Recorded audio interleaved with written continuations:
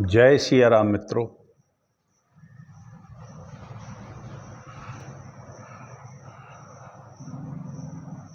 मार्कंडेय पुराण की कथा चल रही है, आप सभी लोग सुन रहे होंगे।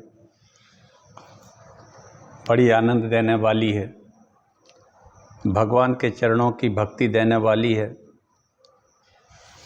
ज्ञान और भक्ति का प्रकाश करने वाली है।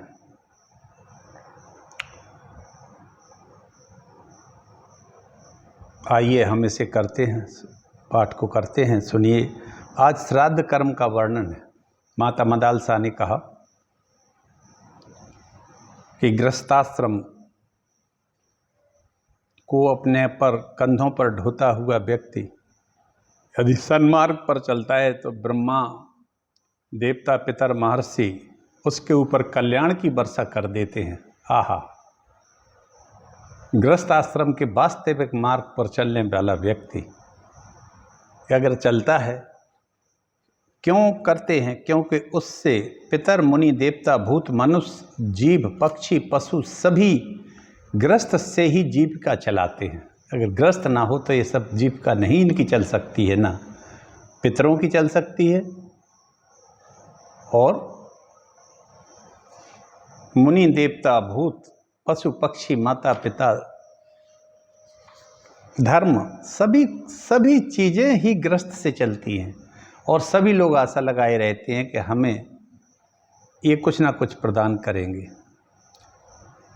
जो स्थित नहीं रहता है कभी एक जगह, उसको अतिथि कहते हैं। ऐसे अतिथि को सदैव सम्मान के साथ उसको भोजन करा देना चाहिए, या उसको जो भी भिक्षा वगैरह लेने आए उसको दे देना चाहिए। अब इसके आगे माता मदालसा अपने पुत्र अलर्क से कहती हैं, जो उनका चौथा पुत्र है। 3 पुत्रों को तो उन्होंने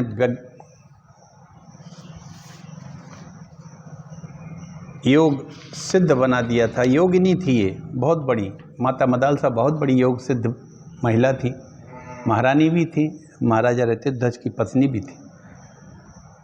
चलिए अपन श्राद्ध कर्म का वर्णन आगे करते हैं। श्राद्ध कर्म का वर्णन मार्कंडेय पुराण में बहुत विस्तार से और बहुत बृहद रूप से है, और श्राद्ध कर्म वास्तव में है भी बड़ा बृहद अगर इसको देखा जाए तो। लेकिन हम इसको बहुत सूक्ष्म या शॉर्ट में, संक्षिप्त में रूप कहेंगे, क्योंकि बहुत अत्यंत विस्तृत है। चलिए हम आप सब मिल के एक छोटा सा मंगलाचरण करते हैं। इसके बाद समय का सदुपयोग आगे करते हुए कथा को बढ़ाएंगे। जय श्री गणेश। भवानी शंकरौ वंदे श्रद्धा विश्वास रूपिण्यौ। भवानी शंकरौ वंदे श्रद्धा विश्वास रूपिण्यौ। याभ्यां विना न पश्यन्ति सिद्धा स्वान्तः वंदे बोधमयं नित्यं गुरुं शंकर रूपिणं। यमाश्रितो हि वक्रोऽपि चन्द्रः सर्वत्र वन्द्यते। वन्दं गुरुपद कंज कृपा सिंधुर्नर रूप हरि। महामोहतम पुंज जासु वचन रवि कर निकर। वंदं गुरुपद कंज, आहा, कृपा सिंधु नर रूप हरि। गोस्वामी जी कहते हैं नर रूप हरि। एक तो उनके गुरु नरहरयानंद जी थे, तो उन्हीं के लिए कहा हो। एक है गुरु के जो चरण हैं, वास्तव में जो अपने सदगुरु होते हैं, उनकी कृपा हो जाए तो ये अंधकार जो अज्ञान का या जो इस कलिकाल में फैला हुआ है, ये सब समाप्त हो जाएगा। क्यों? क्योंकि उनके वचन जो हैं वो सूर्य हैं, तो सूर्य के उदय होते ही जैसे अंधकार मिट जाता है, ऐसे ही ज्ञान से अज्ञान का अंधकार भी मिट जाता है। बंदौ प्रथम मही सुर चरना। मोह जनित संशय सब हरना, सुजन समाज सकल गुण खानी, करौ प्रणाम सप्रेम सुबानी, करौ प्रणाम सप्रेम सुबानी।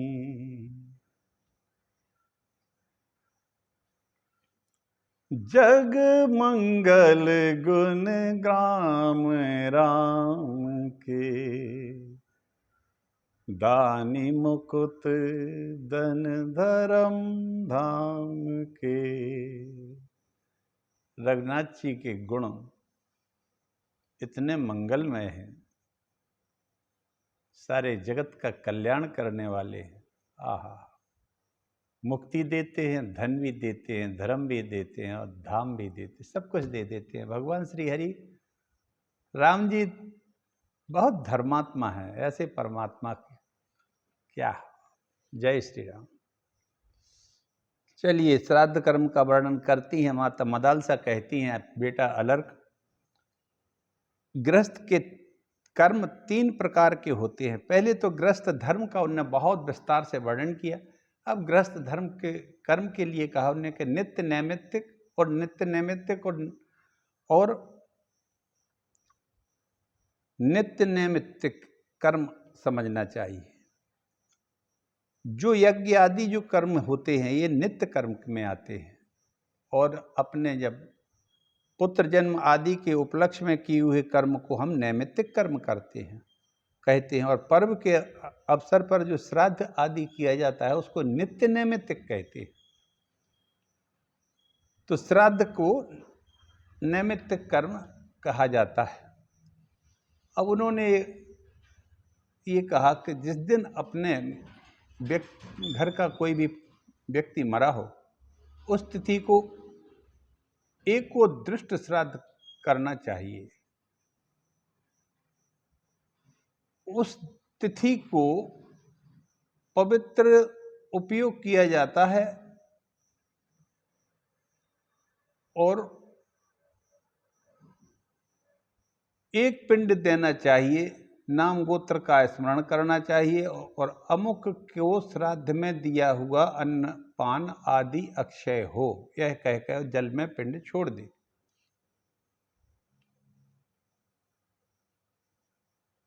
अब पिता से लेकर ऊपर की 7 पीढ़ी तक और माता से लेकर नाना आदि की 5 पीढ़ी तक को सपिंडता मानी गई है।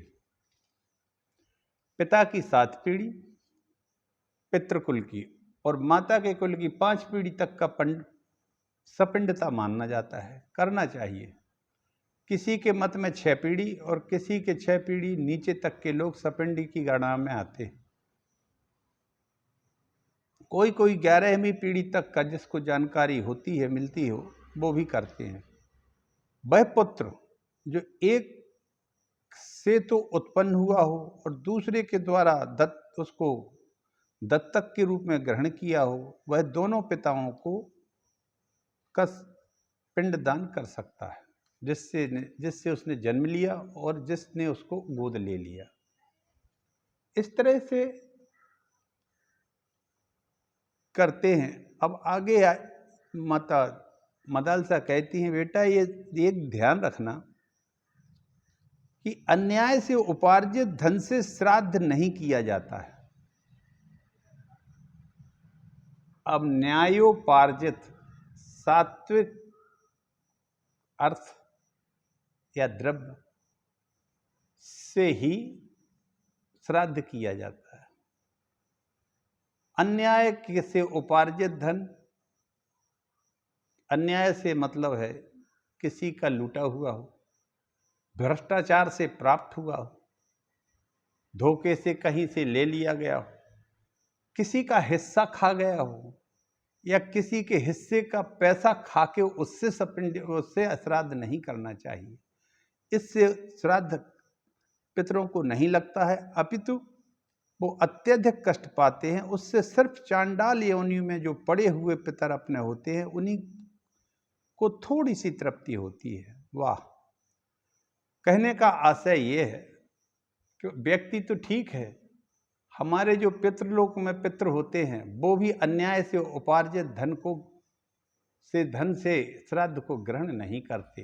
वो भी चाहते हैं कि हमारी संतानें ईमानदार सदचरित्र रहें और सदचरित्रता से धन उपार्जन करके ही श्राद्ध करें, और जो हमें श्राद्ध करें तो अपने परिवार को भी अन्याय से उपार्जित धन को नहीं खिलाएं, उससे पालन पोषण ना करें।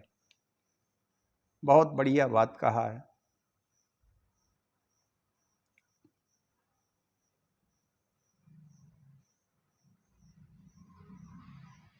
ब्राह्मण, श्रोत्रिय, योगी, वेदज्ञ, दौहित्र माने पुत्री का पुत्र, ऋषि, जमाता, भांजा, तपस्वी, मामा, माता पिता के भक्त, शिष्य, संबंधी एवं भाई बंधु, ये सभी श्राद्ध में उत्तम माने गए। इन सबको श्राद्ध में बुलाना चाहिए। माता पिता, मामा वगैरह को, ब्राह्मणों को तो निश्चित ही बुलाना चाहिए, जो श्रोत्रिय हो और योगस्थ हो तो कहना ही क्या है। अब किसको नहीं बुलाना चाहिए? एक तो रोगी को नहीं बुलाना चाहिए क्योंकि वो पत्थर का खाना खाता है। एक हीनांग, विकलांग और जिसके अधिक अंग हों, और जो महिला कई बार ब्याही गई हो, कानापति हो, जार संतानें हो, जिसके पिता का ही पता ना हो, नपुंसक हो,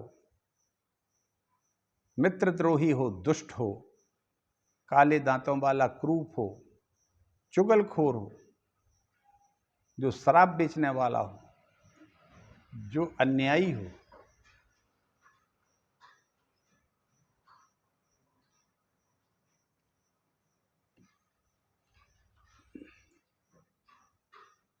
शास्त्र के विरुद्ध जो कर्म करे, अन्यान्य द्विज श्राद्ध में त्याग देने योग्य हैं, इनको नहीं बुलाना चाहिए। अब एक बात और उन्होंने कही कि जो व्यक्ति श्राद्ध करा रहा हो वह, और जिसको वो बुला रहा हो वह, ब्रह्मचर्य से उसको रहना चाहिए। श्राद्ध में कराने वाले व्यक्ति को और श्राद्ध में भोजन करने वाले व्यक्ति को घोर दृढ़ता से ब्रह्मचर्य व्रत का पालन करना चाहिए। अन्यथा उनके निमित्त जिसने वो भोजन किया है, अगर वो ब्रह्मचर्य से नहीं रहते हैं तो 1 मास तक पितरों को उनके रजबीर्य में निवास करना पड़ता है और वही उनको भोजन में मिलता है।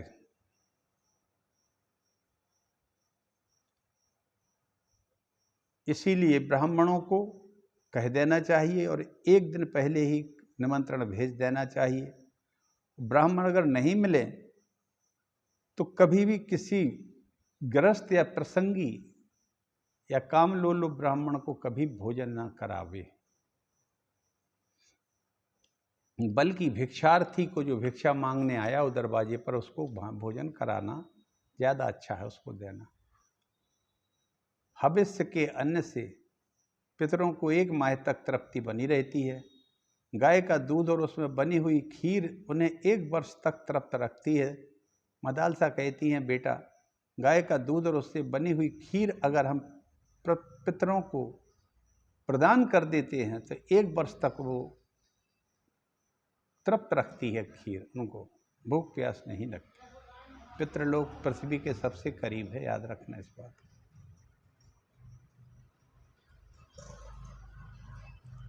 और जिस कन्या का विवाह गौरी अवस्था यानी कि 11 वर्ष की अवस्था में, 8 वर्ष से 11 वर्ष के बीच में हुआ हो, उससे उत्पन्न पुत्र इस गया के श्राद्ध से पितर अनंत काल तक तृप्त रहते हैं, इसमें तनिक भी संदेह नहीं। श्राद्ध में सवा के चावल, जौ, धान, गेहूं, तिल, मूंग, सरसों, कोदो, मटर ये बहुत उत्तम रहते हैं।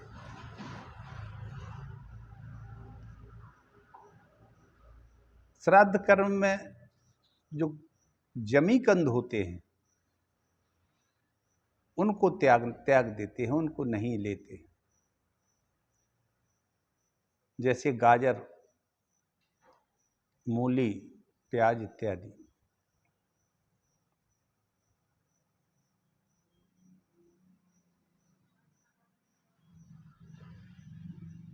और जो लोग कुलाधम हो, ब्रह्म का हत्यारा हो, ब्राह्मणों का रोगी हो, चांडाल हो, नग्न घूमता हो, पातकी हो, ये अपनी दृष्टि से श्राद्ध कर्म को दूषित कर देते हैं। सन्यासी जुआरियों का आना जाना भी रोक देना चाहिए, जिसमें बाल और कीड़े पड़ गए हों, जिसे कुत्तों ने देख लिया हो, जो बासा और दुर्गंधित हो, ऐसी वस्तु का श्राद्ध में उपयोग ना करें। पितरों को उनके नाम और गोत्र का उच्चारण करके पूर्ण श्रद्धा के साथ जो कुछ दिया जाता है, वैसे जैसा वे आहार करते हैं उसी रूप में उन्हें प्राप्त हो जाता है। इसलिए पितरों की तृप्ति चाहने वाले श्रद्धालु पुरुष को उचित है कि वह वस्तु उत्तम हो, वही श्राद्ध में सुपात्र ब्राह्मणों को दान करें। योगी पुरुषों को सदा ही श्राद्ध में भोजन कराएं, क्योंकि पितरों का आधार योग है। सत्य तो यह है कि पितरों का आधार ही योग है। इसलिए योगी अगर कोई मिल जाए, आज के समय में योगी है न कहाँ, बड़ा मुश्किल है। इसलिए योगियों का यदि मिलते तो पूजन करके भोजन करा दे। 1000 ब्राह्मणों की अपेक्षा यदि एक ही योगी योगस्थ हो तो वह 1000 ब्राह्मणों के बराबर होता है। और श्राद्ध भोजी ब्राह्मणों का भवसागर से उद्धार कर देता है। इस विषय में ब्रह्मवादी पुरुष उस पितृगाथा का गान करते हैं। इसमें एक राजा पुरुरवा हो गए हैं, जो कि बुध और इला के पुत्र थे। हमने पिछले समय में बड़ी कथा है इसकी लंबी, उसको कहा था। तो उन्होंने कहा था, हमारी वंशपरा में कोई श्रेष्ठ पुत्र कब उत्पन्न होगा जो योगियों को भोजन कराए।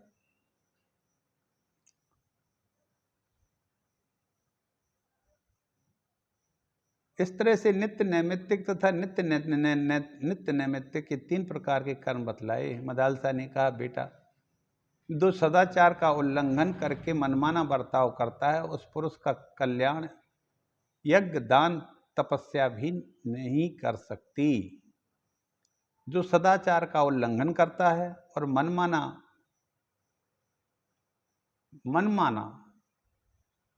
माने स्वच्छंद समाज से विपरीत जो काम करता है, उस पुरुष का तो यज्ञ, दान, तपस्या भी कल्याण नहीं कर सकती। दुराचारी पुरुष को इस लोक में बड़ी आयु नहीं मिलती है। अतः सदाचार के पालन का यत्न करना चाहिए। सदाचार बुरे लक्षणों का नाश करता है और आयुष्मान करता है। अब मैं सदाचार का स्वरूप बतलाती हूँ, तुम सुनो, पालन भी करो। अरे, गृहस्थ को धर्म, अर्थ, काम तीनों के साधना का यत्न करना चाहिए। उनके सिद्ध होने पर उसे लोक और परलोक की सिद्धि प्राप्त हो जाती।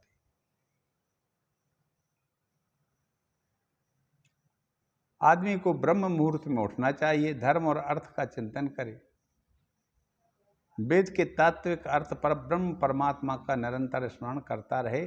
इसमें वर्ण की जरूरत नहीं है। ब्राह्मण, क्षत्रिय, वैश्य, शूद्र सभी को एक प्रलय लागू होते हैं। और वेद का जो तत्व है वो है ब्रह्म परमात्मा का स्मरण।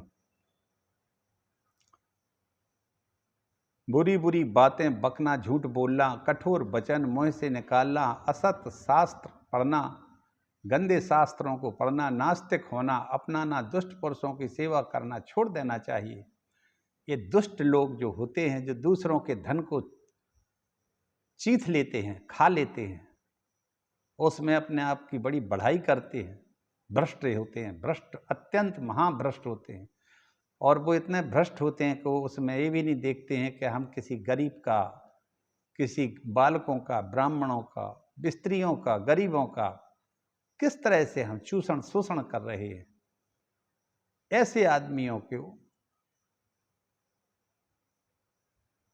नास्त अपनाना, दुष्ट पुरुषों की सेवा करना, इनको छोड़ देना चाहिए। इनका मुंह भी ना देखे, भगवान ना करे इनका मुंह दिखाए।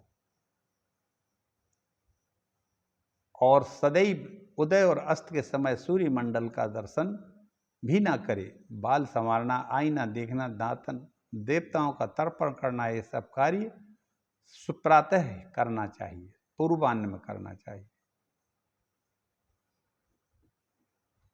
इस तरह से कभी भी गौशाला में मूत्र विसर्जन ना करे। पराई स्त्री को कभी नंगी अवस्था में ना देखे। पानी में मलमूत्र का त्याग अथवा मैथुन कभी कभी नहीं करना चाहिए। बुद्धिमान पुरुष मलमूत्र, केस, राख, खोपड़ी, भूसी, कोयला, हड्डियां, चूर्ण, रस्सी, वस्त्र आदि पर केवल पृथ्वी पर और मार्ग में कभी ना बैठे। और ग्रस्त मनुष्य को अपने वैभव के अनुसार देवता, पितर, मनुष्य, अन्यान्य प्राणियों का पूजन करके फिर भोजन करे। हाथ फिर धोकर पूर्व उत्तर की मुँह वो करके भोजन करना चाहिए, मौन भाव से करना चाहिए। जूठे हाथ से कभी गौ, कभी ब्राह्मण को, कभी अग्नि को और कभी स्वयं के मस्तक को भी स्पर्श ना करे। आहा, क्यों ना करे? इसलिए कि पहली बात तो यह है कि आप जिस हाथ से भोजन कर रहे हैं वो साफ स्वच्छ हैं, तो इधर उधर हाथ लगाने से वो इन्फेक्टेड हो जाएंगे। दूसरी बात यह है, मस्तक सर्वश्रेष्ठ, यहाँ भगवान शिव का स्थान पाया जाता है। प्रत्येक जीव के अंदर सत्वलोक होता है, इसलिए कभी वहाँ क्या कहीं भी नहीं लगाना चाहिए जूठा हाथ। आप भोजन करिए शांति से। कभी भी ब्राह्मण की, अग्नि की, गाय की और सूर्य की ओर पेशाब ना करे, मुँह कर करे।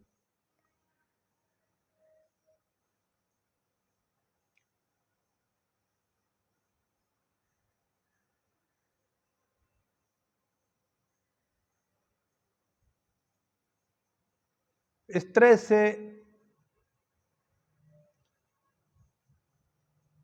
माता मदालसा ने कहा कि किसी को चुपती बात ना कहे, निंदा और चुगली छोड़ दे, दंभ, अभिमान और तीखा व्यवहार ना करे, मूर्ख, उन्मत्त, व्यसनी, कुरूप, मायावी, हीनांग और अधिकांग मनुष्य की खिल्ली ना उड़ावे। पुत्र और शिष्य को शिक्षा देने के लिए आवश्यकता होने पर उन्हीं को दंड दे, दूसरे को नहीं।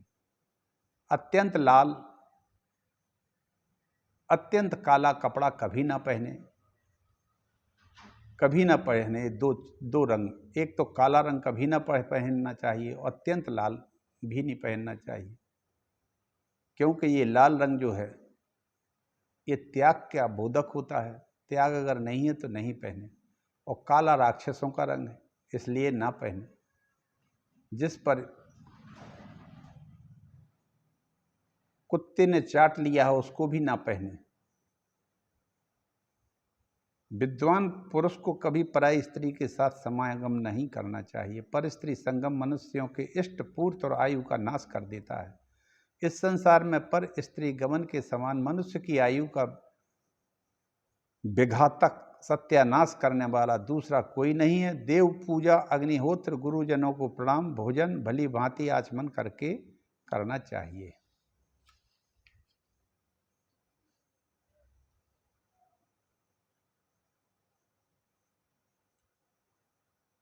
अंत में उन्होंने कहा, मदालसा ने,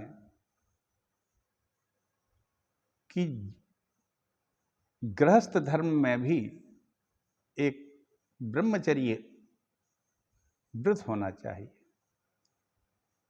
ब्रह्मचर्य से मतलब ये नहीं है कि पत्नी से का त्याग कर देना चाहिए।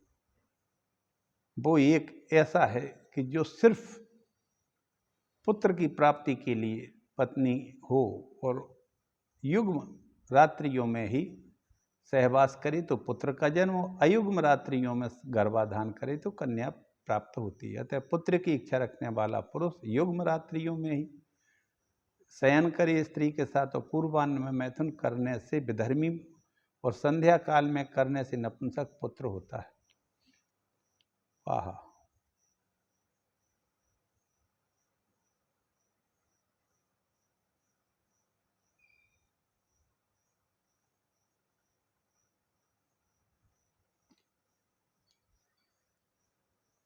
देवता, वेद, ब्राह्मण, साधु, महात्मा, गुरु, पतिव्रता स्त्री और यज्ञकर्ता तथा तपस्वियों की कभी निंदा और परिहास ना करे, इनकी हंसी ना उड़ाए, और यदि ऐसा कोई करता है तो उसको ना सुने। उद्दंड, उन्मत्त, अविनीत, शीलहीन, चोर, अधिक अपव्ययी, लोभी, बैरी, कुटला, उल्टा का पति, अधिक बलवान, अधिक दुर्बल, लोक में निंदित, सब पर संदेह करने वाले लोगों से कभी मित्रता न करे। साधु, सदाचारी, विद्वान, चुगली न करने वाले सामर्थ्यवान उद्योगी पुरुषों से मित्रता करना चाहिए। विद्वान पुरुष, वेद विद्या व्रत में निष्णात पुरुषों के साथ बैठे। मित्र, दीक्षा प्राप्त पुरुष, राजा, स्नातक, ससुर और ऋत्विक, इन 6 पूजनीय पुरुषों का घर आने पर पूजन करे। आहा, ससुर को भी पूज्य बताया गया है। हमारे यहाँ बुंदेलखंड में ये प्रथा नहीं है, ससुर उल्टा दामाद का पूजन करता है, जबकि इसमें लिखा है कि ये पिता तुल्य होते हैं। मित्र भी अच्छा है, दीक्षा प्राप्त पुरुष हो, राजा हो, स्नातक हो, ससुर हो और ऋषि हो, इन 6 पुरुषों का पूजन करना चाहिए। जो द्विज या ब्राह्मण संवत्सर को पूरा करके घर पर आवे, उनकी अपने वैभव के अनुसार पूजा करे। संवत्सर का मतलब होता है 1 वर्ष बाद। यदि कोई व्यक्ति आपके घर आता है ब्राह्मण और वो तपस्वी है तो उसका जरूर आदर करे और पूजा करना चाहिए।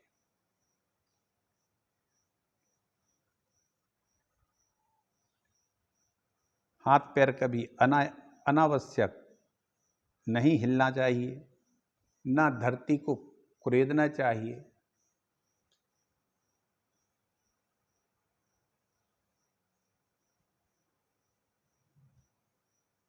अब ब्रह्म तीर्थ से आचमन करना चाहिए। दाहिने हाथ के अंगूठे के उत्तर में जो रेखा होती है वह ब्रह्म तीर्थ कहलाती है, उसी से आचमन करना चाहिए। तर्जनी अंगूठी के और अंगूठे के बीच का भाग पितृ तीर्थ कहलाता है। नांदी मुख पितरों को छोड़कर अन्य सब पितरों को उसी तीर्थ से जल आदि देना चाहिए। अंगुलियों के अग्रभाग में देव तीर्थ होता है। देव कार्य करने पर का विधान है तो कनिष्ठिका के मूल भाग में कार्य काय तीर्थ है, उससे प्रजापति का कार्य किया जाता है। इस प्रकार इन तीर्थों से सदा देवताओं और पितरों के कार्य करना चाहिए, अन्य तीर्थों से कदापि नहीं। ब्राह्म तीर्थ से आचमन उत्तम माना जाता है। पितरों का तर्पण पितृतीर्थ से, देवताओं का देव तीर्थ से और प्रजापति का काय तीर्थ से करना श्रेष्ठ है। ये अपने हाथ के पंजों में होते हैं। नांदी मुख में पितरों के लिए पिंडदान तर्पण प्रजापात तीर्थ से करना चाहिए।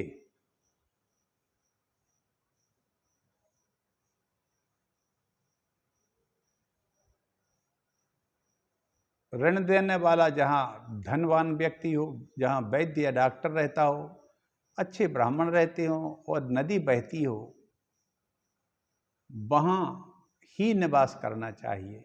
जहाँ ये ना हो वहाँ नहीं रहना चाहिए। जहाँ शत्रु विजयी बलवान धर्मपरायण राजा हो वहीं विद्वान पुरुष को निवास करना चाहिए। दुष्ट राजा के राज्य में सुख नहीं मिलता है। जिस राष्ट्र में किसान बहुत हों किंतु वे अधिक भोग परायण ना हों तथा जहाँ सब प्रकार के अन्न पैदा हो वहीं बुद्धिमान पुरुष को रहना चाहिए। बेटा, जहाँ विजय का इच्छुक, पहले का शत्रु तथा सदा उत्सव मनाने में ही लगे रहने वाले लोग हों, ये 3 सदा रहते हों, वहाँ निवास न करें। कहने का मतलब जहाँ शत्रु रहते हों और जहाँ सदैव भी विजय के इच्छुक उत्सव मनाने माने हिंसा में लगे रहें, वहाँ नहीं रहना चाहिए। विद्वान पुरुष को ऐसे ही स्थानों पर सदा निवास करना चाहिए जहाँ के सहवासी सुशील हों, जहाँ के रहने वाले जनता जो सुशील हो और अच्छी हो।